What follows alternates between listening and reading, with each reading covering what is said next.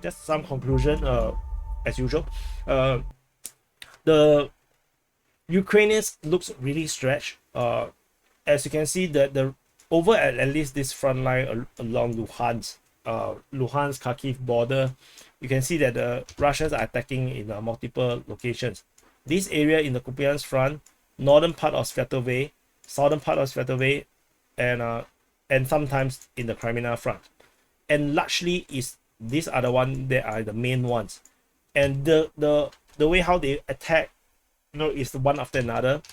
First they attack here, and then they attack here, and then attack here, and then they attack here again.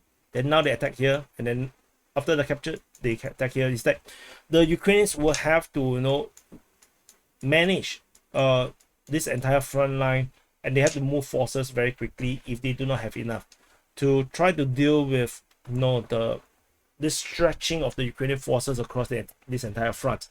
And this is likely to force the Ukrainian command to reconsider about their offensive action in the Zaporizhzhia front, and also perhaps in the Bakhmut front, to decide whether to pull forces away from those front lines if they do not have enough. Like, I do not know if they have enough or not, to be honest.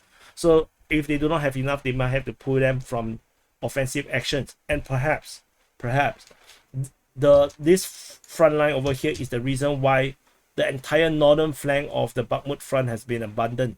The Ukrainians no longer is making this offensive around this area here. It's no longer a thing. Previously, we have the Ukrainians trying very hard for Bakivka, for Yakhidne. They were fighting at Dubovo, Vasilivka, and Orikovo, Vasilivka, trying to go down the highway. And it was looking very promising, But suddenly this attack is totally unreported, despite this SITREP is actually so many days long.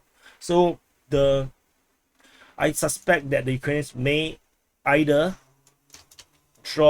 move their force over to this area here in the south of Sivers, or they have sent them all the way up towards this major front line that the Russians have started in this area here. So, and that might be the thing. The Ukrainians did try to continue to fight within the forest region.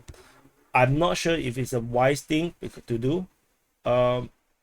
They might think that they want to capture Crimea, but they have been trying for a lot of months.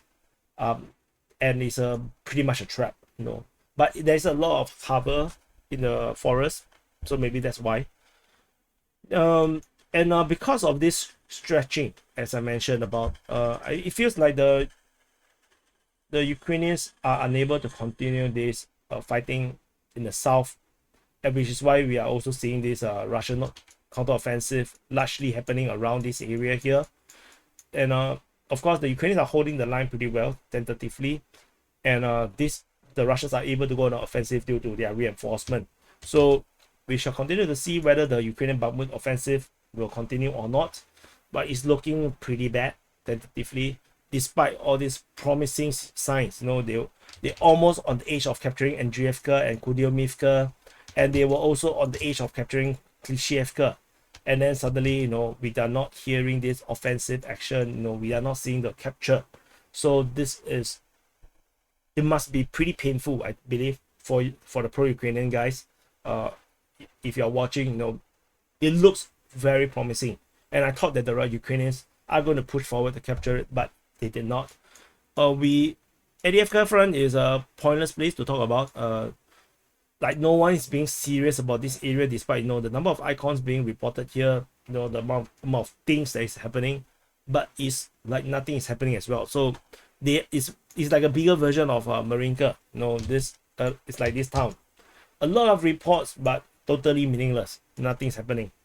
This however is interesting with the Voleda front, at the Voleda region, at the Donetsk front, with the Ukrainians making this push just off Voleda, securing a bigger buffer zone. I'm not sure if the Ukrainians would want to continue this offensive. It might be very expensive to go on the offensive to capture Polivka or Makiivsk. And of course, as usual, Velika Novosilka, the Ukrainians, as I mentioned, either they are unable to push out of Staromaiorske. So assuming that the Ukrainians are correct, the Ukrainians have full control over Staromaiorske, but it looks like they are unable to push out of it.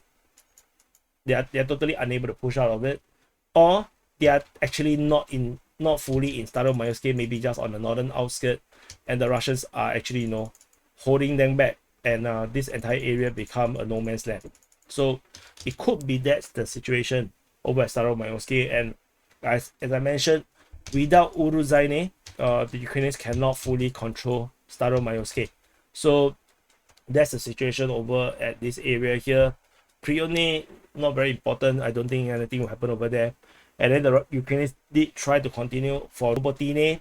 As I mentioned before, this is a senseless line to go down. I have no idea why they decided to go this way down. It's like, choosing the most difficulty to play a computer game. And this is Asian level. And even the Asians probably cannot break through this. So, yeah, but we still did have reports about the reinforcement, so we are probably going to see more Ukrainian offensive in this area here. And the situation at Petikaki is, like I say, is not very meaningful. Ukrainians attacking in the Black Sea region, I think nothing much to talk about. It has been ongoing for some time, except that they now attack a cargo vessel. And this is, like I mentioned earlier, this is not going to be a good thing, because cargo vessels ultimately are civilian vessels. They are not military vessels, despite they are actually contributing to the war fighting effort. But exporting grains from Ukraine allow the Ukrainian state to have income to fund their military, is also feeding the military actions. So that's why you don't want to go towards that route. There are arguments on Twitter saying that the Russians strike grain storage, so why not strike Russian vessels? Sure, if that's the game you want to play. So anyway, this is the summary for the day of 525 to 528 for the 2nd to the 5th of August. Thank you for watching, and I will see you in the next update.